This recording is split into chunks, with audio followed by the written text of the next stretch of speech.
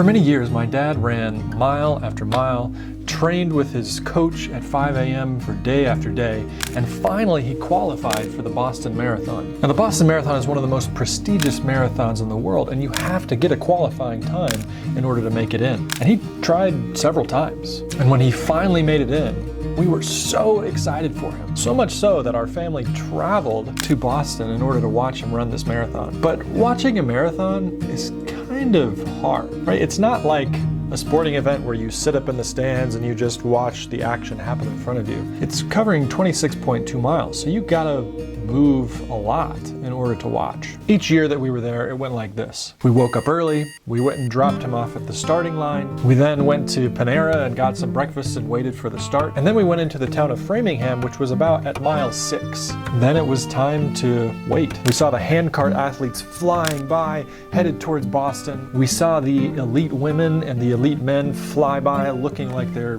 just gliding past us. And then the rest of the field started running by. We saw the colored bib that was a little bit faster than him run by, and then we started seeing the bibs of his corral coming towards us. We knew about how long it would take him, but we didn't know exactly when he would get to us at mile 6. And then, like a flash, we saw him. We took a couple of pictures as he ran by, gave him a high five, and then he was on his way towards Boston. From there, we ran back to the car, hopped in, drove all the way to the Boston airport on the other side of the finish line, dropped the car off, paid for parking, and then we went and got on the subway, took the subway all the way back into Boston, and found our way to about mile 25. It took us a little while to get there, and from there we waited again. And then we noticed the familiar signs. We saw the bibs of those that were a little bit faster than him. And then we started to notice some of the bibs that were in his corral. And then we saw some of the faces that we saw earlier. And that's when we knew, oh, he must be coming soon. And from where we were sitting, we could see down this hill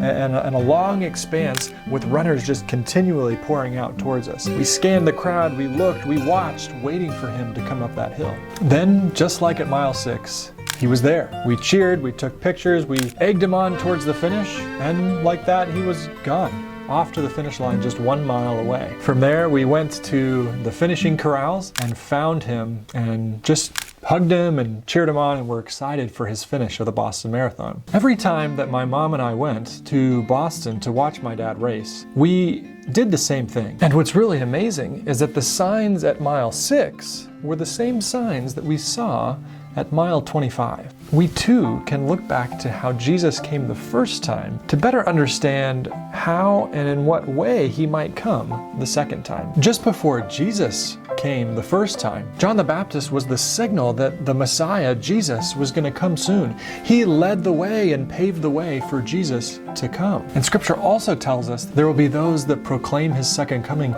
just like John the Baptist at his first. Just like my mom and I looked for the bibs and we looked for people's outfits and their faces to tell us when my dad was coming up the road, Scripture gives us an idea of what these prophets will proclaim and what will happen in the hearts and minds of individuals when they hear. Maybe today God is preparing your heart to be someone that proclaims the message that Jesus is coming soon. Or maybe he's speaking to us and telling us it's time for us to wake up and be alert to the signs around us. My prayer for each one of us is that we will watch and pray and know that we're ready for Jesus' soon return. My mom and I were always very excited to see my dad coming up the road during the Boston Marathon. But I hope for each one of us there's even more of a thrill and an excitement at the prospect of seeing Jesus come soon. Thanks for watching and have a wonderful day.